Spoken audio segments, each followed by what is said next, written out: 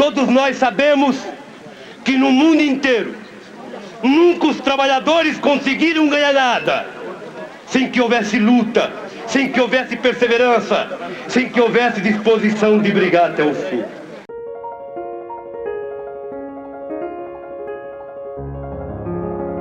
A minha relação com a política começou numa conversa com meu irmão. Eu era adolescente, devia ter uns 14, 15 anos, não entendia absolutamente nada de política. E naquele momento o Lula estava se projetando, né? Era ali década de 80, início da década de 80. E eu comecei a conversar com meu irmão e aí eu falei assim, puxa, mas o Lula, né, não tem estudo e tal, né? Como é que é isso? E o meu irmão falou, mas até hoje, né, todas as pessoas que estiveram no poder tinham estudo, né? E não quer dizer que porque ele não tem um diploma, ele não tem a condição, né? Ele tem uma história de vida, enfim, no movimento sindical. E aí eu comecei a despertar, né, para a política e começar a analisar mesmo as coisas, né?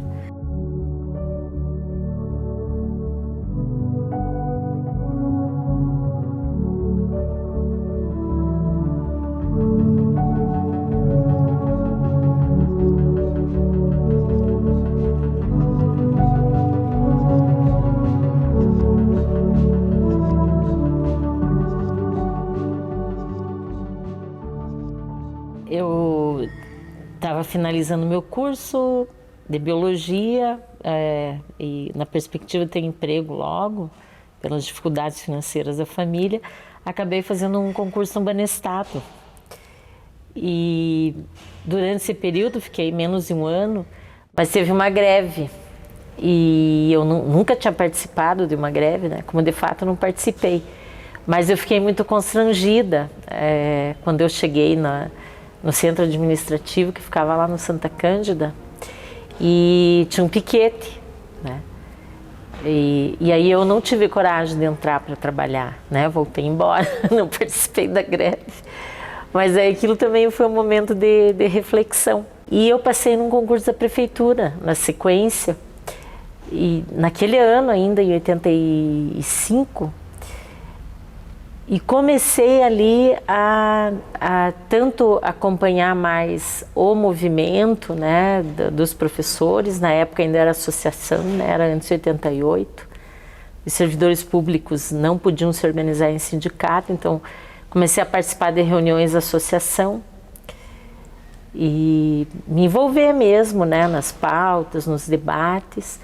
E ao mesmo tempo, nós estávamos na rede municipal de ensino construindo o currículo básico, que era uma proposta progressista, né? Era a gestão do Requião, e tinha uma equipe muito boa na Secretaria de Educação, pessoas competentes, estudiosas, né? Que ligavam a teoria à prática, e também foi um momento de muito estudo, de ler textos progressistas. O Demerval Saviani era referência, né, numa concepção histórico-crítica da educação. Então, acho que a minha base de formação política se cruzou, né, tanto com a formação pedagógica, que era progressista, e a participação nos espaços, né, de debate, de organização do magistério de Curitiba. Nesse período, aí eu já me identificava, né, com as pautas da esquerda, com o próprio PT, né? Então, e eu já havia entendido, né, qual era o papel do Lula e percebido que realmente era um preconceito que tinha, né, pelo fato dele não ter um diploma, mas que ele era muito capaz, né, para ser um bom presidente para o país. Então, eu ainda não era filiada ao PT, mas participei da campanha. A gente ia para a rua, a gente fazia casa a casa, conversava com as pessoas, né, nas periferias, fazia panfletagens, né, no dia da eleição também fui fiscal, né, participei de todo esse processo. E era um momento muito bonito, né, de esperança, né, o jingle da época que ficou até hoje, né, Lula lá, brilha uma estrela, né, muito marcante, né? Até me emociono mesmo, porque foi um momento de descoberta da possibilidade de você ter um país diferente, um país mais justo, né? De inclusão das pessoas, né? De reconhecimento do direito a uma vida digna que todas as pessoas têm. Então foi dessa forma que eu vivi ali em 89, né? Pra fazer brilhar nossa estrela. Então, até esse período era a base, né? Eu participava das reuniões do sindicato, das assembleias, dos movimentos, das greves.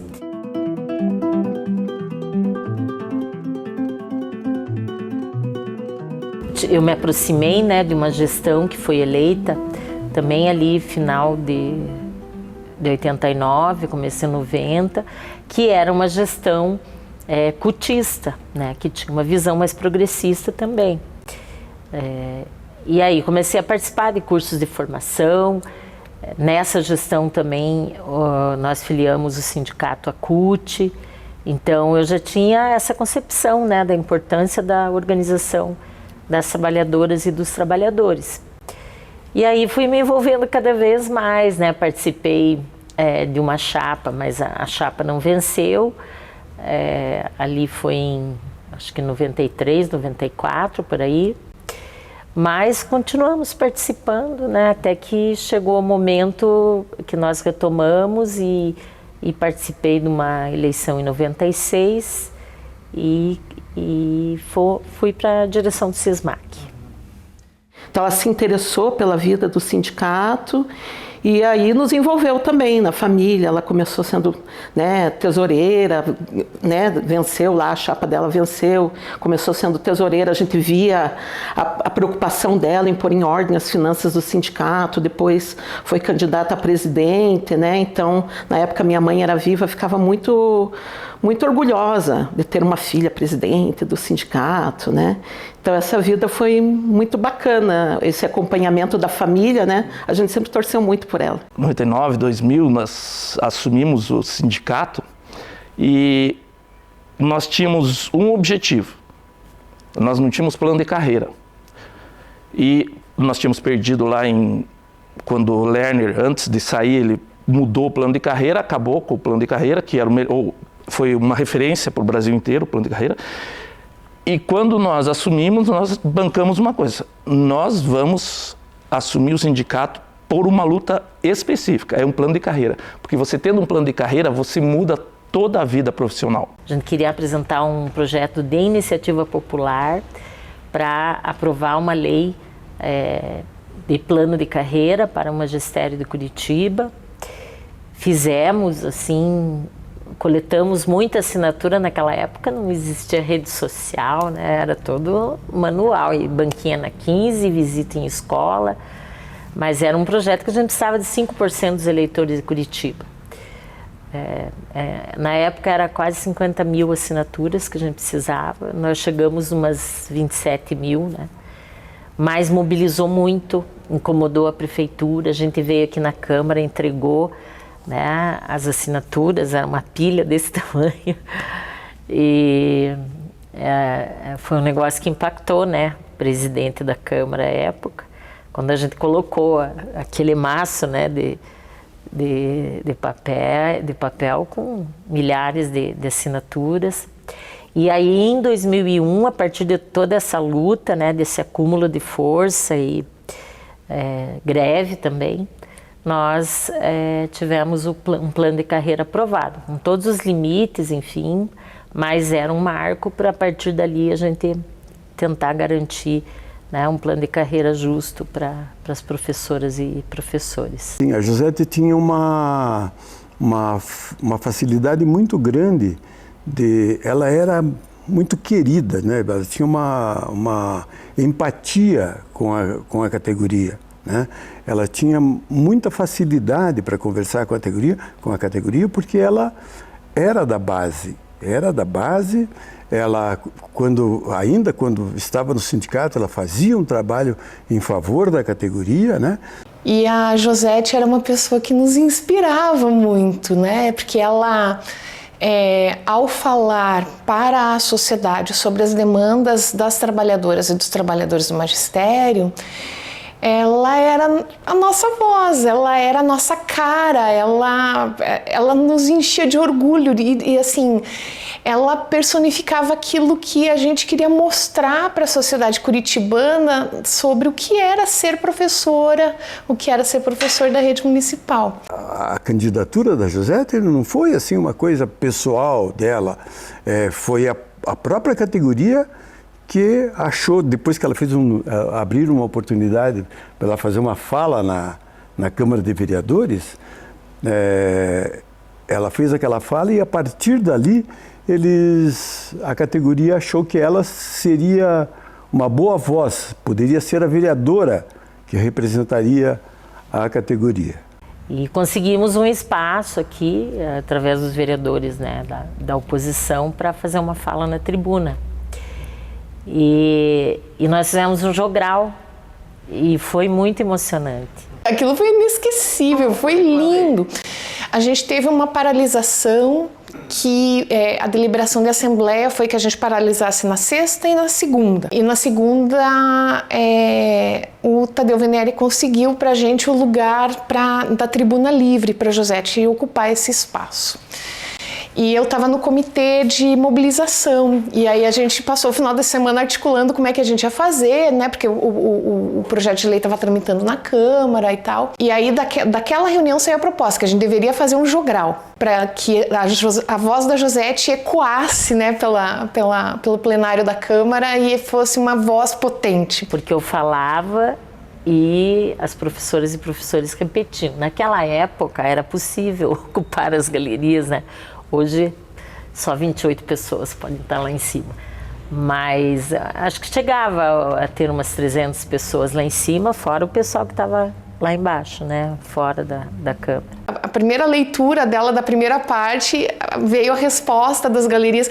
E aquilo ressoou lindo, assim, foi um momento emblemático, foi muito bonito. Então foi muito impactante.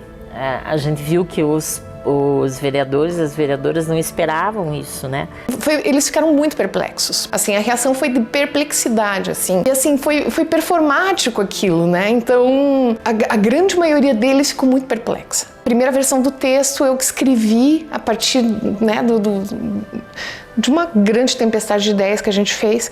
E eu lembro que terminava com alguma coisa do tipo, né, que a escola a gente, assim, se não tem livro, a gente consegue ter escola, se não tem mobília, a gente consegue ter escola, se não tem computador, a gente consegue ter escola, mas se não tem professor, a gente não consegue ter escola. É uma imagem, uma lembrança, eu acho que uma das mais marcantes da minha vida. Quando eles viram a Josete falando naquele púlpito e os vereadores ouvindo, todo mundo falou assim, gente, nós temos que estar aqui. Naquele momento ainda nunca me passava a ideia de ser vereadora. E o nome da Josete despontou como nome óbvio nesse processo, porque ela se credenciava. Aquele momento foi assim, o ápice, mas aquilo lá foi só um pedaço do processo. Nós tínhamos conquistado um espaço com o Rosinho e outros vereadores do PT na Câmara, e com a saída do Tadeu, que se construiu como uma importante referência junto aos servidores municipais de Curitiba, né? Rapidamente cresceu muito, se tornou uma referência na defesa das pautas dos servidores. Ele falou, alguém tem que ocupar esse espaço, né? Eu lembro até que eu disse para a Josete numa conversa, né? E daí todos concordaram com isso, de que alguém tinha que assumir esse espaço que estava sendo deixado na Câmara. Eleger alguém representando o magistério, mas não qualquer magistério. O magistério que pensa nos professores, nas professoras. E essa uma pessoa está entre nós aqui. Pode ser qualquer um. Mas eu já quero fazer a defesa da professora Josete. A minha primeira reação foi não. Porque eu já conhecia o espaço, né? Eu sabia que era um espaço muito difícil, né? Muito conservador, machista. Mas, enfim, fomos amadurecendo a ideia, tinha outros nomes, mas ao final o meu nome foi aceito, escolhido, e foi aí que começou essa aventura.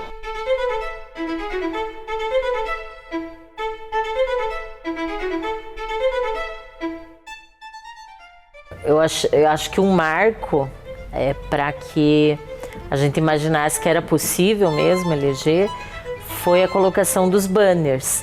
A gente quase não tinha recurso, na verdade a gente fez dívidas, né, para a campanha, mas nós fomos estratégicos na colocação desses banners nas principais avenidas.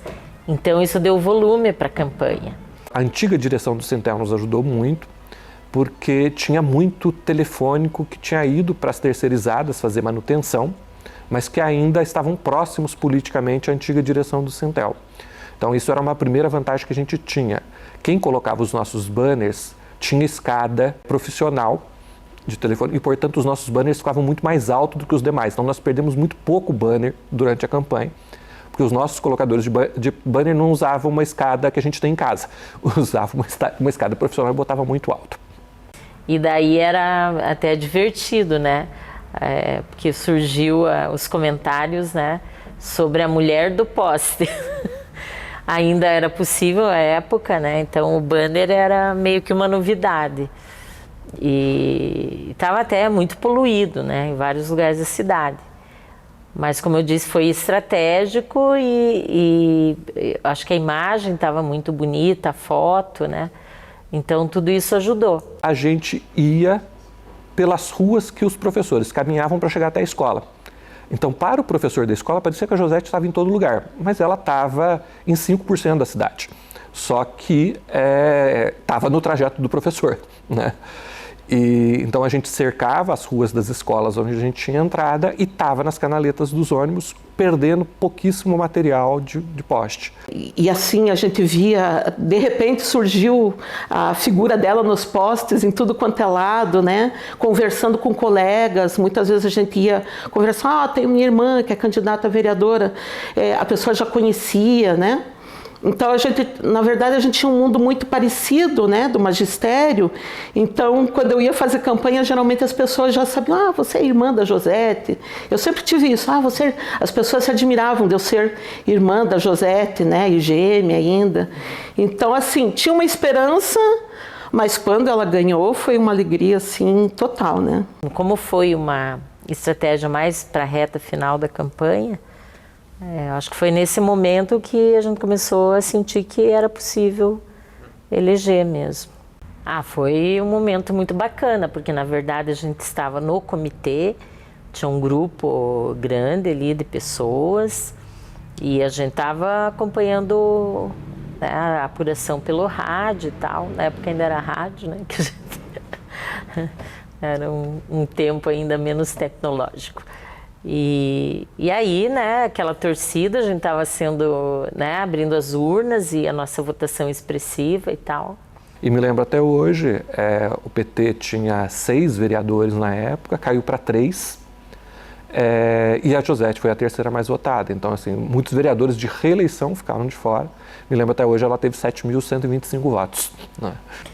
Bom, aí foi a festa, né, quando finalizou e realmente ficou oficial, né, a nossa eleição, né, foi uma festa, né, as pessoas se abraçavam e umas choravam, outras, né, festejavam, enfim. Alguém surgiu com a ideia da gente ir numa pizzaria que era ali perto de onde era o comitê de campanha dela, perto do Corpo de Bombeiros. E daí fomos comer pizza e muito legal, porque eram as pessoas mais próximas que se envolveram na campanha, né? O meu sobrinho, o João Gabriel, hoje ele vai fazer 30 anos, mas na época ele tinha 6, 7 anos, né? Alfabetizado, ele pegou uma folha de papel sulfite e escreveu: João Gabriel, um O maior que tudo, o sobrinho da vereadora. Então, até me emociono porque foi um momento muito legal, né? Todo mundo se envolveu. E daí tem as fotos, né, assim. Ela sempre foi, assim, motivo de orgulho para ele, até hoje, né? Então, hoje ele tem 29 anos, né? Mas foi muito legal e estava toda a família, eu, meu irmão, os meus filhos, meus 2 filhos lá. E era bacana, porque foi uma campanha que envolveu muito os filhos das pessoas que participavam, né? Porque naquela época a maioria dos meus amigos estava assim, né? Tinha filhos na idade de 6, 7, 10 anos, então o momento que a criançada assim se envolve, né? Gosta, né? E adesivo, enfim, né? Aquelas coisas, colar adesivo na mala, ir para a escola. Então acho que foi assim um dos melhores momentos assim de todo esse período, né, que a gente participou dos processos eleitorais, né? Acho que foi o momento mais bonito mesmo.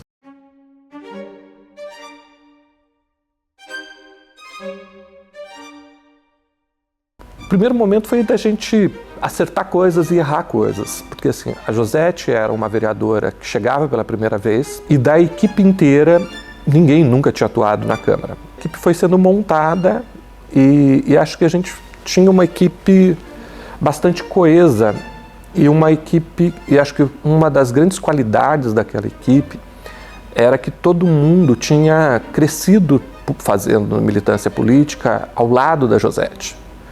Então, não havia um simbolismo ao redor da Josete de ser a vereadora. Então, quando a gente quebrava o pau, todo mundo falava de igual para igual, inclusive com a Josete, né? Isso era bastante interessante, né? Ninguém tinha medo de falar qualquer coisa para a Josete, né? Mas a gente foi fazendo erros e acertos. Lembro que a gente teve bastante dificuldade em ter sintonia com a bancada, né? A gente até tinha uma boa relação no partido, mas com a bancada sempre era um pouco conflitivo, nem sempre, mas era uma bancada que atuava unida, né? Mas a gente tinha bastante arranca-rabo ali, mas atuava unida, né? Era a Josete, Roseli Isidoro e o André Passos. Eu convivi com a Josete parlamentar cotidianamente só um período curto, porque eu fiquei na Câmara só até 2008. O período que eu convivi com ela como todos nós que acreditamos muito na democracia, mas também acreditamos de que a gente tem que melhorar as formas de representação para ter cada vez mais representação direta, cada vez mais que as pessoas sejam ouvidas e tal. A gente leva alguns choques. Eu acho que isso é natural e aconteceu com ela. Então, a gente conviver cotidianamente com o contrário não é algo simples. Desde os primeiros dias que nós assumimos aqui, sempre foi muito difícil. E tinha uma resistência já, né, à esquerda, ao PT, mas eu acredito que naquele momento o que era maior era o machismo. O fato de você ter uma mulher que subia a tribuna, se colocava, trazia argumentos, se contrapunha, isso era meio que um insulto para eles, né? Um desrespeito à figura masculina. A Josete foi uma pessoa muito marcada. Ela chegou lá e nunca se colocou assim como explicitamente, né? Eu sou oposição. Não é assim. Mas ela era do PT. Era do PT e o discurso dela era um discurso de se opor às propostas do prefeito. E a Câmara de Vereadores era um curral de vaquinhas de presépio do prefeito, sabe? Agora vi aqui um vereador e me dizer que com o que ele ganha como vereador ele não pode comprar um carro. Isso é muita demagogia, gente. Vamos parar com isso. Vereador ganha bem, dá muito bem para comprar um carro. A presença dela dentro da Câmara foi um impacto muito grande e ela trouxe também uma inovação. Uma inovação que foi dentro da Câmara foi quando ela foi aos poucos pautando os movimentos sociais, né? Então os movimentos passou a estar dentro da Câmara de várias formas. Ela ia pautando a pauta principalmente das mulheres, que nós tínhamos, né, um movimento bem forte da Marcha Mundial das Mulheres, ainda temos, mas a gente estava iniciando em Curitiba, né, quando ela assumiu como vereadora praticamente. Então isso foi muito importante, trouxe uma diferença muito grande E eu diria, inclusive, que a Josete, como vereadora, ela foi uma referência, ela é uma referência na luta do movimento social. Eu me lembro quando nós começamos a discutir a questão do feminismo, a questão do movimento LGBT dentro da Câmara, né? Até mesmo a questão do movimento negro, porque nós não tínhamos nenhum vereador que pautasse a questão racial dentro da Câmara. E a Josete, ela sofreu sim muita discriminação por ela defender essas pautas. E eu me lembro que por diversas vezes ela era muito exposta, muito humilhada pelos próprios vereadores dentro da Câmara, porque não queria abordar esse tema como não quer até hoje. A gente debatendo emendas e coisas que a gente acreditava, tal, houve agressões muito fortes, não só em falas, mas na hora que a Josete estava falando na tribuna e ela falando, acreditando e no fundo, apesar de saber que é um jogo político que está sendo feito ali, mas no fundo tentando que o argumento e que o bom senso sensibilizasse. Palavras, gestos, insinuações. Desde a vereadora vai falar, uma parte vereadora, a senhora está muito bonita hoje, sabe aquela coisa, vamos enfeitar a mesa com a presença da mulher. Olha, tem que ter muito estômago para isso. Josete sempre foi muito ciente do seu papel. Claro, ficava brava, falava, alterava o tom de voz, mas nunca perdeu a educação, sempre se manteve com bastante coerência, sempre se manteve educada. Eu não teria nenhuma postura dessa, eu tenho certeza. Eu mudo de partido quando o barco está afundando porque o meu interesse está acima. Não, eu tenho um projeto político que é um projeto coletivo, de um partido que vem de uma história de construção, que vem de movimentos sociais, que vem de movimento sindical, que veio da base da igreja, através das SEBs também. Mexe demais com a gente que estava ali vendo. Às vezes a gente dizia, José, deixa para lá, não entra, né? Não adiantava. Ela retomava a fala e devolvia para o sujeito o lugar dele. Eu, no começo, eu acho que eu era muito intuitiva, né? E em muitos momentos, assim, muito emocional, né? Me abalava muito. Os 2 primeiros anos era muito difícil esse embate, né? Mas com o tempo a gente vai criando os métodos, né? Ela vinha chorando do plenário, né? Mas no outro dia ela já estava bem, ela chegava derrubada, né? Você via assim que aquilo desgastou ela, mas no outro dia ela estava bem, em pé e determinada a seguir. Porque é um espaço, né, muito machista, como eu disse, mas muito agressivo, né? O embate é muito grande, né? Conforme o tema que você está discutindo. Hoje eu tenho muito mais tranquilidade. Lógico que tem dias, né, que...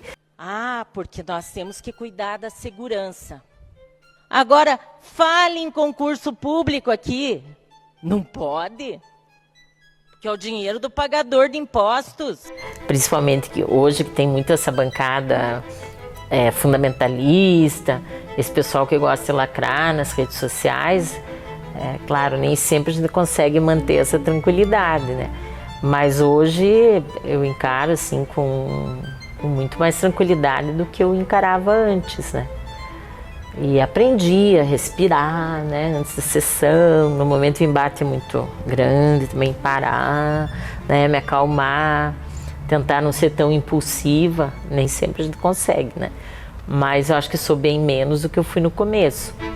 Eu acredito que os vereadores e vereadoras dessa casa deveriam se preocupar com questões muito mais presentes. Vamos citar um problema que eu citei na minha fala de ontem e explanei sobre a questão de falta de professoras, professores, tanto do ensino fundamental quanto da educação infantil.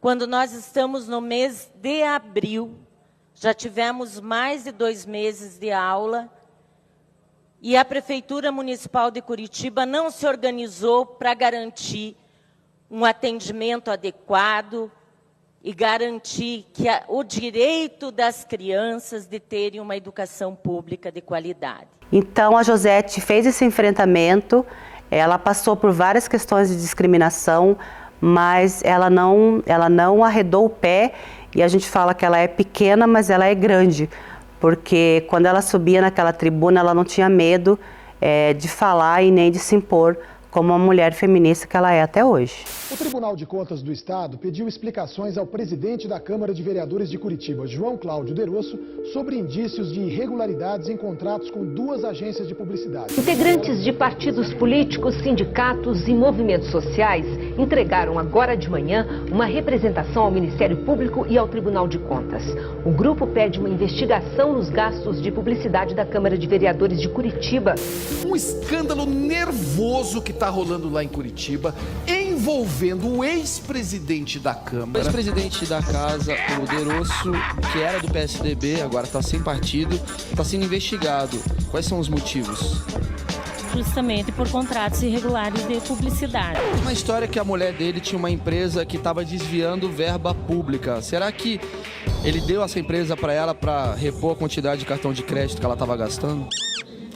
Olha, não sei. Agora, para além da empresa da mulher, tinha Visão Publicidade, que levou mais dinheiro, inclusive, né? Então, acho que são 2 situações que, por conta disso, eu acho que ele tem que responder juridicamente, ser punido. A minha projeção na crise aqui da Câmara em relação à corrupção durante as gestões do Derosso, à época, que era o presidente da casa, ela se deu pelo meu envolvimento. Na verdade, houve uma denúncia do Tribunal de Contas, né? E a gente foi atrás, né? Foi se aprofundar. E como foi uma denúncia que partiu do próprio Tribunal de Contas, então isso tomou volume, tomou corpo na sociedade. E teve um impacto aqui direto dentro da Câmara. Apareceu essa denúncia, né? Essa denúncia veio externamente, alguém foi lá no Ministério Público, fez essa denúncia, era uma pessoa, acho que ele era contador, né? Da história de um jornal, né? Câmara em Ação. Depois foi Jornal Fantasma, isso e aquilo. E dali foi desenrolando, né, um fio de uma trama muito interessante, né? Que agregava dinheiro, né, para o bolso de alguns vereadores de forma ilícita. Contratos da Câmara de Vereadores de Curitiba com 2 agências de publicidade tiveram os valores reajustados de 5 milhões de reais, como previa a licitação para mais de 30 milhões de reais. E existia todo um esquema, uma lógica de envolvimento de vereadores, de alguns servidores, né, principalmente alguns comissionados, que protegiam também, e eram protegidos ao mesmo tempo pelo Derosso, né? Tinham os seus privilégios. A Josete, assim que a gente se deparou com esta notícia, né, fez todos os pedidos de informação necessários, né, para esclarecer que fatos eram esses, fez a discussão para a Comissão de Ética, e era o próprio Derosso que era o presidente na época, né? E eu era suplente dentro do conselho. Mas eu me propus a participar de todas as reuniões e contribuir, né, para trazer luz, né, trazer transparência a essa discussão. A ponto deles, do presidente do conselho, lógico, conjunto com os demais membros, com exceção da vereadora Noêmia, né, que tinha essa postura também ética, né, mas havia todo um acordo, digamos, para as coisas não caminharem para pôr uma pá de cal. E aí eles proibiram a minha participação nas reuniões, né, com a justificativa de que eu era suplente, então eu só poderia estar na ausência da titular. Mas aí a gente teve o apoio, à época, do André Passos, enfim, tivemos um advogado aqui acompanhando e tal, e entramos com uma ação na justiça para garantir a minha participação e ganhamos. E foi um período de muito embate, né, de levantar todas as questões possíveis que poderiam ser aclaradas por dentro do caminho legal da Câmara Municipal. E a gente vai atrás, né, muito o meu perfil, o perfil do meu coletivo, a gente estuda, vai atrás, daí fomos olhar, conseguimos tirar o encaminhamento, porque era muito ruim, o Conselho de Ética também dizer que não precisava olhar as contas e ir atrás dos documentos da própria Câmara. E realmente, no primeiro dia que a gente foi olhar, e fomos olhar para a amostragem, porque eram muitos volumes, né, de notas e contratos, enfim, a gente já constatou algumas irregularidades. Até o dia que se encontrou um negócio no teto lá, que eram os arquivos guardados do lado de uma caixa d'água dentro da Câmara Municipal, né? Dessa forma que a gente construiu esse protagonismo, né? Eu acho que com o compromisso mesmo de ir atrás, conhecer, porque nós estamos tratando de dinheiro público, é o dinheiro do povo, e esse dinheiro tem que ser bem utilizado em benefício do povo. Se formou na sociedade uma movimentação de organizações da sociedade civil, com a participação dos estudantes organizados naquela época, né, que criou o Fora de Erosso. Fora de Erosso! Fora de Erosso! Fora de Erosso! Ele era presidente, então ela se colocou como oposição ao presidente. Isso não é pouca coisa. Todo mundo sabia do de Erosso. Ninguém tinha coragem. Ninguém.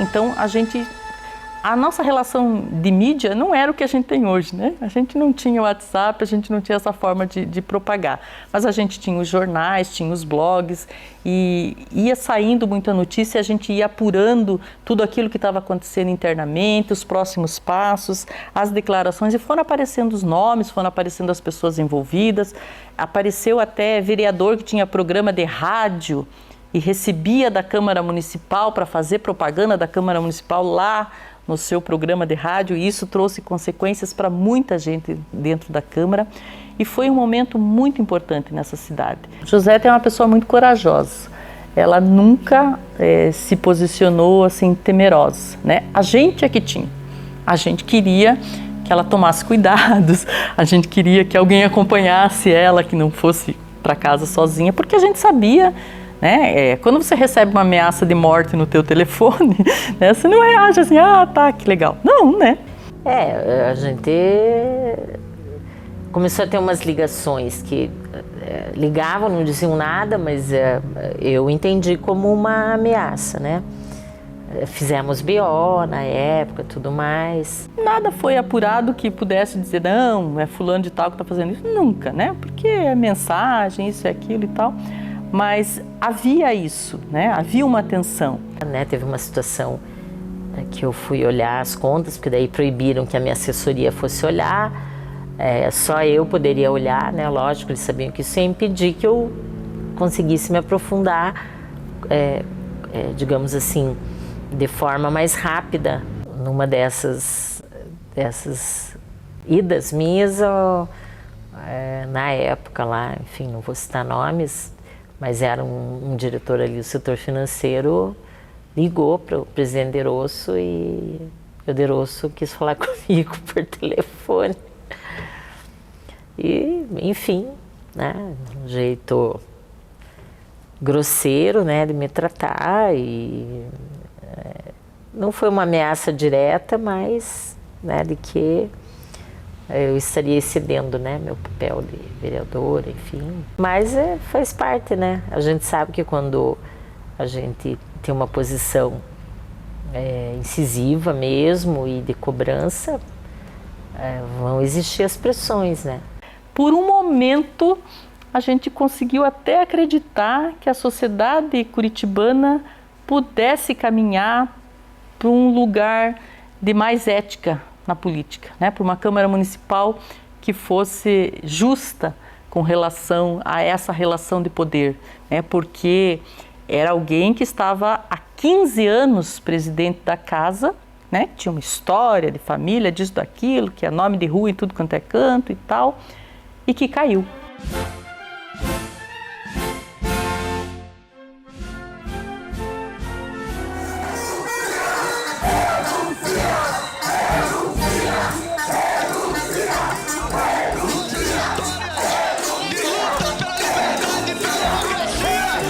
Por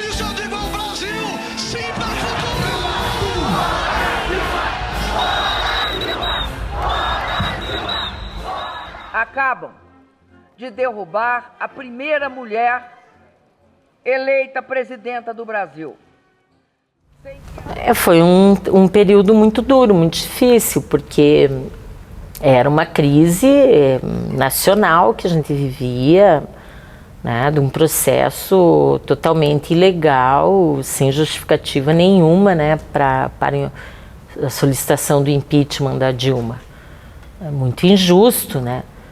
E eu, quando me filiei ao PT, me filiei porque o PT tem princípios, tem um programa, e eu não deixei de acreditar nisso, e com os limites que o próprio exercício, né, de uma gestão nos traz limites que às vezes a gente não imagina.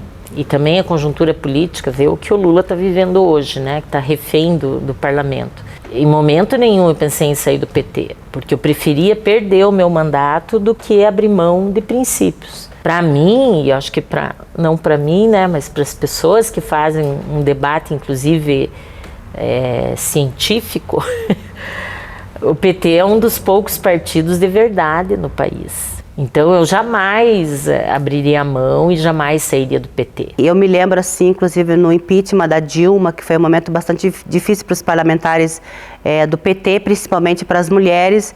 A Josete fez um enfrentamento acirrado ali dentro da Câmara, ela não recuou, não abaixou a cabeça. Então ela é uma mulher muito forte, é uma mulher muito corajosa. E a gente sempre usava, me lembro de um slogan da campanha, que é a Josete não foge da luta. Então eu diria que ela é essa mulher. É uma mulher que quando você leva uma demanda para ela não recua. Ela assume e ela enfrenta e ela vai. E acho que nesse momento a gente vê de verdade quem assume um projeto, que é um projeto coletivo, que é um projeto de compromisso com a sociedade. Então, quando os vereadores que compõem a bancada do PT saíram, porque avaliavam que não iam se eleger pelo PT, isso me trouxe uma frustração muito grande, porque daí eu fiquei pensando, poxa, quem de fato defende esse projeto coletivo, né, para o partido? Quem vai ficar, mesmo o barco afundando, né, se afundar lá para frente mesmo de verdade, né? Foi assim, uma frustração muito grande. Mas, ao mesmo tempo, veio a resposta da sociedade ou da militância, né, do próprio partido, porque essas pessoas foram para o partido e não se elegeram, né? Então, ficou muito nítido o que esse coletivo que estava em torno do mandato deles queria, né? Mesmo com todas as dificuldades, eu fui eleita, a única. Funcionários públicos invadiram a Câmara Municipal de Curitiba para protestar contra a votação do pacote de ajuste. Em Curitiba, vereadores aprovaram hoje, em primeiro turno, confusão 4 na projetos. Câmara Municipal de Curitiba.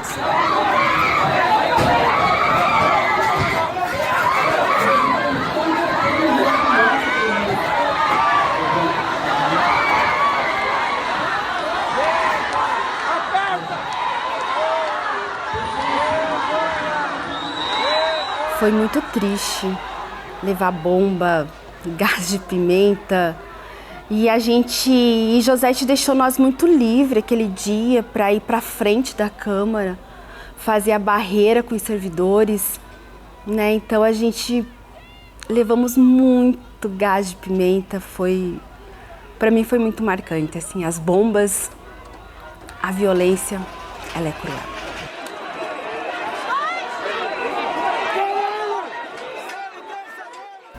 Ah, olha, isso para mim é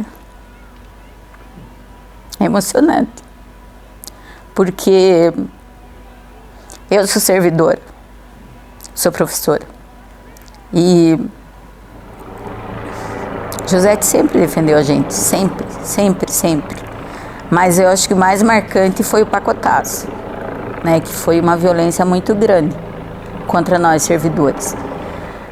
É um dia mais triste como vereadora, porque eu nunca vi essa Câmara cercada por policiais desse jeito. Foi muito duro, acho que foi um dos momentos mais difíceis que a gente viveu aqui, porque é um retrocesso enorme, né? Congelamento, perda de direitos, foi assim um absurdo, né? E aquilo atropelado, sem permitir um debate dentro da casa mesmo, até para a gente poder tentar reverter algumas coisas.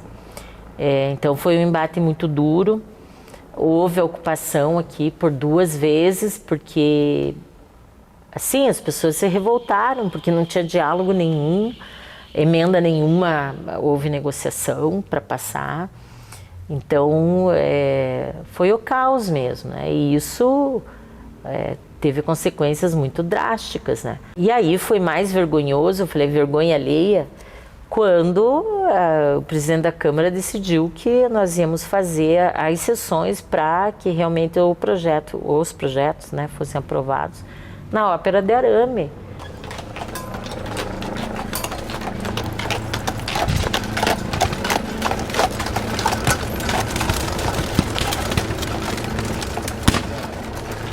No segundo dia do pacotaço, que a gente foi para a Ópera de Arame, a Josete nos proibiu de ir para frente de combate. E a gente ficou sentados num lugar perto da ópera, olhando aquelas bombas, aqueles policiais vindo da tropa, em cima dos cavalos, vindo em cima dos professores, dos servidores. E a gente ficou lá, parado, e a gente só chorava. Foi um momento terrível. Eu estava lá do lado de fora, levando bomba, gás, cavalo, helicóptero. Foi tenso. Josete entrou lá na Ópera de Arame, porque foi lá, né? Quando ela ouviu as bombas, ela saiu. E ela disse que ia sair, ela disse o que estava acontecendo lá fora. E a gente estava correndo, né? Foi horrível. Mas ela foi muito forte. Eu não vou participar dessa sessão com violência lá fora. Eu me nego a fazer isso. E acho que se os vereadores tivessem um pouco de bom senso, fariam isso também. A hora que eu saí foi uma hora assim que eu falei, meu Deus, como é que a gente pode estar aqui dentro e não estar tentando intervir, né, para que as pessoas não sejam feridas, não se machuquem lá fora. Vamos ter bom senso, pelo amor de Deus. Eu vou checar. Vereadora. Presidente. Olha as bombas lá. Vereadora. E eu saí, mas ainda tinha mais coisas para votar. Mas aí eu lembro que eu cheguei e daí tinha um grupo de professoras mais próximas. O que você está fazendo aqui, Josete? Eu falei, não, vocês estão se machucando. Como é que eu posso estar lá e vocês aqui? Não, você tem que voltar lá. Você tem que nos defender lá dentro. E daí eu voltei, né? Falei, poxa, né? Ao mesmo tempo que era muito triste, mas também foi um reconhecimento, dizer, nós precisamos de você e você tem que estar lá, mesmo que a gente esteja apanhando aqui fora e sendo agredido, né? Sofrendo violência aqui fora. Você tem que continuar lá nos defendendo, né? Então eu voltei, daí debati tudo até o final, votamos as coisas, né? A Josete naquele momento estava passando por ela tinha tido um problema de saúde, tinha feito uma cirurgia, mas ela não deixou de estar junto dos servidores fazendo essa resistência. E quando, por muitos momentos, né, teve enfrentamento com a polícia, o lado dela era junto dos trabalhadores e das trabalhadoras. Se colocou à frente. Eu acho que naquele episódio mesmo do pacotaço, as coisas poderiam ter ficado piores se a Josete não estivesse ali mediando. Ela teve um papel fundamental. Mas foi essa indignação, né? E, nossa, um clima muito ruim, porque você via que os próprios vereadores, grande parte deles estava constrangido, né? Mas, enfim, são opções que as pessoas fazem, né? Sou base até o fim, nunca vou me contrapor ao que vier, né, do executivo. O meu sonho de consumo é um dia ter os parlamentos com autonomia diante do executivo, né? Mas essa autonomia não existe, infelizmente. O que me chama atenção, eu tenho amigas de escola, né, E eu recebia, assim, nessa época, porque daí Josete subia no caminhão, ia para frente da polícia, fazia os enfrentamentos ali na Câmara, quando foi lá para a Ópera de Arame. E também, assim, colegas que me mandaram. Eu lembro uma colega que eu nunca ia esperar, assim, porque até achava que ela tinha um viés meio de direita, assim, sabe? Ela mandou recado, ela disse assim, olha, eu voto nessa mulher, eu vou votar nessa mulher para qualquer coisa que ela seja na vida, porque essa me representa. O juiz Sérgio Moro acaba de ordenar a prisão do ex-presidente Lula.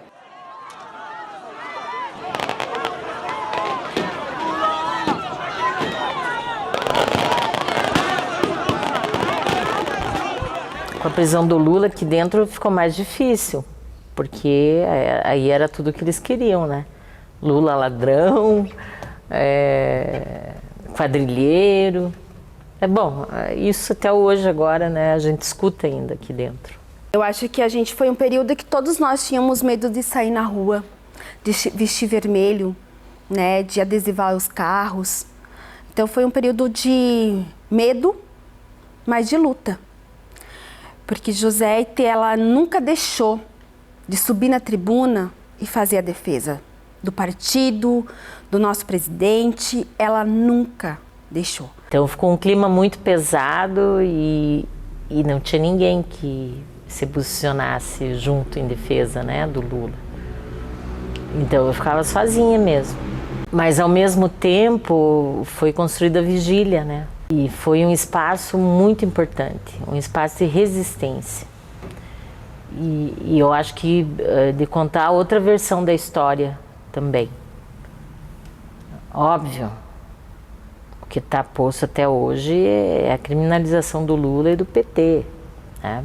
Para grande parte da população, vamos pensar aqui em Curitiba, é muito pior, né?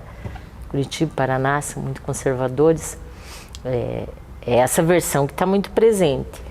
Mas a gente conseguiu construir, né, a nossa narrativa, né, da vivência, de tudo que aconteceu, né. Então a gente vivia meio cá e meio lá na vigília, né, com atividades lá, com autoridades que vinham de outros países para visitar o Lula e as atividades assim constantes, culturais, enfim. E aí uma coisa que não sei de onde surgiu, mas que era o bom dia, boa tarde e boa noite, presidente Lula. E era pontual. E, nossa, aquilo era muito emocionante, assim. A gente parece que era uma coisa mágica, entendeu? De envolvimento das pessoas ali, da gente estar mesmo conexão. Nessa conexão, sabe? Parece que sentia que aquilo era importante para o Lula. Como de fato depois vieram as narrativas, né? Já na sequência ali dos primeiros dias, que o Lula ele ficava assim muito feliz de ouvir, né, o bom dia, o boa tarde, o boa noite, que aquilo foi uma força muito grande, né, para ele continuar e enfrentar, né, toda a tristeza, enfim, toda aquela situação que ele estava vivendo.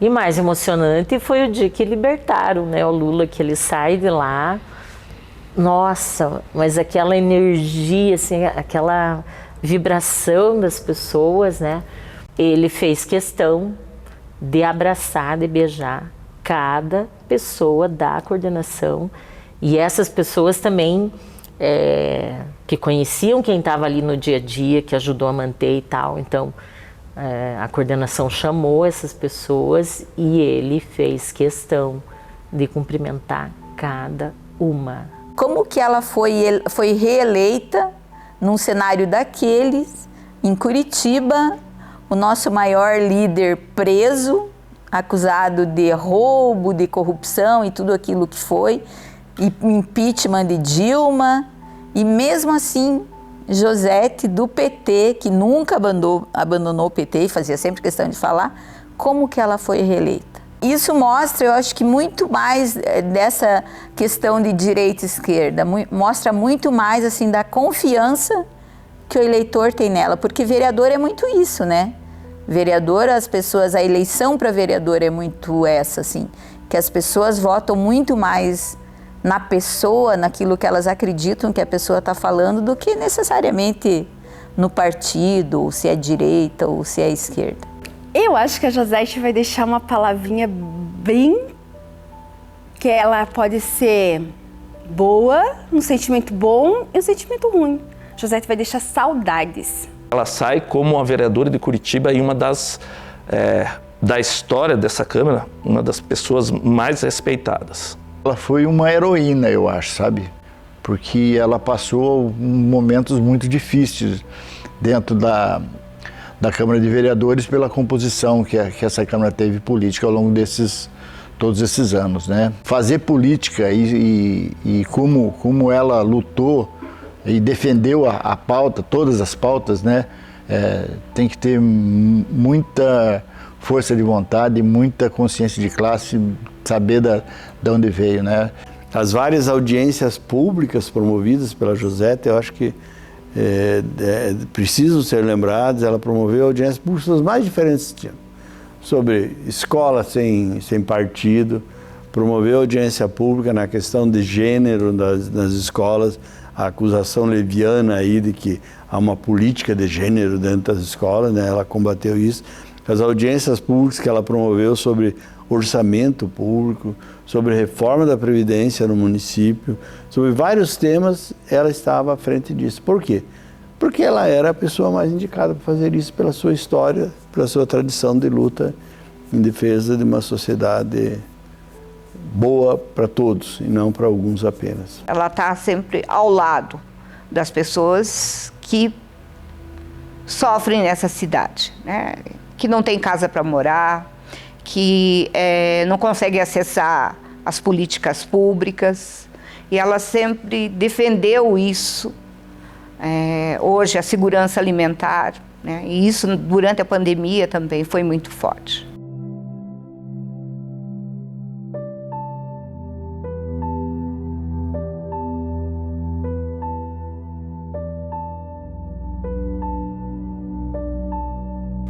Em muitas coisas eu saio frustrada, né? Porque eu não tive, assim, os meus projetos importantes mesmo, nenhum foi aprovado, vários foram arquivados, outros foram rejeitados, outros estão no limbo, mas foi uma escolha que eu fiz, né? De não abrir mão dos meus princípios para dizer, ah, não, aprovei tantos projetos e não sei o quê. Não, eu tenho que ter uma coerência com aquilo que eu acredito.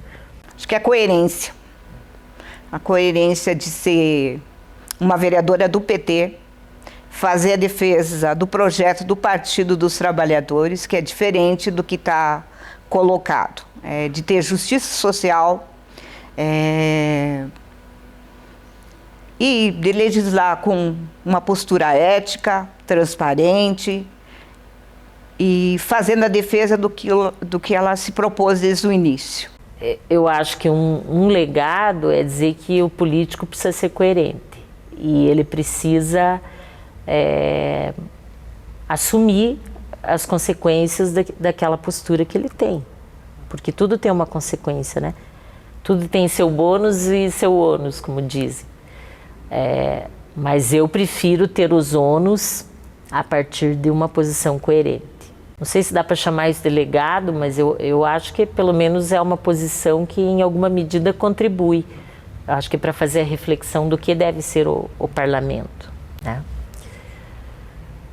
Eu acho que muito bacana que a gente construiu também foi essa relação com os movimentos sociais. Eu acho isso muito legal e é pôr em prática aquilo que está lá no estatuto do nosso partido e está enfim, nas produções, nos livros, que é o papel do parlamentar. Um deles é exercer essa função que é do vereador, né, ou do parlamento, que é fiscalizar e produzir leis. Outra questão é a relação com os movimentos sociais. E é isso, de ouvir as pessoas e construir de forma coletiva, né? E a outra é a construção partidária. E eu acho que eu cumpri com essas 3 tarefas, com esse tripé. Porque nunca me afastei do partido, Sempre participei das instâncias, né? Seja do diretório, da executiva, nas zonais, porque eu entendo que a gente tem que manter esse projeto vivo. O Lula não vai viver para sempre. Nós não temos... ele é uma grande liderança, ele é uma referência mundial, mas ele tem que deixar o legado dele no sentido de manter o partido em pé também. E o partido tem que perceber a importância de se renovar, de construir novos quadros, né? Porque o Lula não vai viver para sempre. Então, eu acho que esse processo de construção partidária, ele é muito importante também. E daí, mais uma vez, eu procuro ser coerente. Eu sempre fiz a crítica aqui aos que estão 10, 11 mandatos, que se eternizam, que fazem da política uma profissão. E eu acho que a política não é uma profissão. E a tendência da maioria dos parlamentares é se acomodar mesmo. Vou virar da base e é isso aí, vou me perpetuar aqui dentro. Nunca tive essa postura, acho que nem teria se continuasse, mas eu acho que a gente tem que ser coerente. O que eu penso que as novas gerações precisam se espelhar nela é essa questão de lealdade partidária. Porque lealdade partidária não é você aceitar tudo o que o partido diz, é você, inclusive, discordar, mas é você discutir, sabe? É você vestir a camisa do partido. Isso eu acho fundamental. Outra questão, a defesa dos princípios e do cidadão, sabe? Do direito do cidadão. Isso a Josete nunca deixou de lado. Depois de 20 anos, a Josete vai se olhar para ela mesma e vai cuidar dela, né? E eu desejo que ela alcance todos os objetivos que ela quer, que ela está se programando e ela merece. Tanta coisa que eu vou contar para os meus netos que eu estou esperando, né? Do verdadeira política, como se faz uma verdadeira política. Acho que o da Josete eu espero que agora, aposentando da Câmara, ela volte a... Ela deve também já ter tempo de aposentadoria na escola, mas que ela volte a atuar em algum projeto que ela goste. E às vezes eu fico assim com aperto no coração, porque umas pessoas dizem assim para mim, mas você nos abandonou. Eu falei, gente, não abandonei, vou continuar militando nos espaços, só não vou estar aqui dentro do parlamento, né? Mas também essa coisa de eu ter uma pessoa que me representa, ninguém mais pode representar, né? Nós não temos que dar continuidade a essa luta. Eu não vou ficar velhinha aqui com 90 anos, né? E daí a hora que eu morrer, né? Quem que vai me substituir? Falar da Josete é falar da minha irmã, né? A Zeta, a Zetinha, né? Que é a minha melhor amiga, que me deu apoio a vida inteira, que não foi só uma vereadora, uma professora incrível, porque assim, a gente encontra ex-alunos dela. Então ela foi uma professora incrível, os alunos lembram dela com muito carinho. A passagem que ela teve no sindicato foi de muita seriedade, né? Na vereança. E ao mesmo tempo que ela foi muito séria na vida dela, profissional e política, ela não deixou a família, né? Então ela é um ponto central na nossa família. A tia Zeta, a avó Zeta, né? A irmã Josete e a amiga mais querida que eu tenho. Legal. Então eu queria agradecer muito o apoio que eu tive, né, nesses 20 anos, nesses 5 mandatos, e dizer que eu vou continuar atuando, só que em espaços diferentes. Estou a fim de fazer muitas coisas, de estar nesses espaços militando e lutando junto, né, com todas essas pessoas que acompanharam, né, todo esse processo e que estiveram aqui na caminhada junto, né. Então é isso, um grande beijo para todo mundo e dizer que a luta continua, companheiras e companheiros.